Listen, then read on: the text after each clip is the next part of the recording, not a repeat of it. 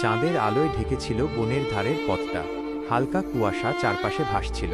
লোকজন বলতো এই বনে থাকে এক ডাইনি। সেই রাতে এক ছোট বাচ্চা পথ হারিয়ে ফেলল। হঠাৎ কুয়াশার ভেতর থেকে ডাইনিটা সামনে এলো।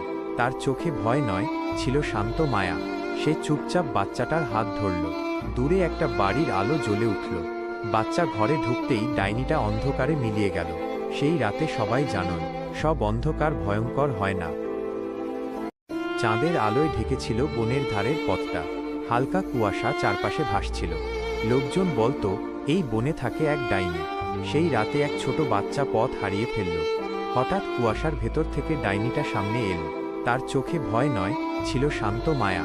সে চুপচাপ বাচ্চাটার হাত ধরল। দূরে একটা বাড়ির আলো জ্বলে উঠল। বাচ্চা ঘরে ঢুকতেই ডাইনিটা অন্ধকারে মিলিয়ে গেল। সেই রাতে সবাই জানল, সব অন্ধকার ভয়ঙ্কর হয় না।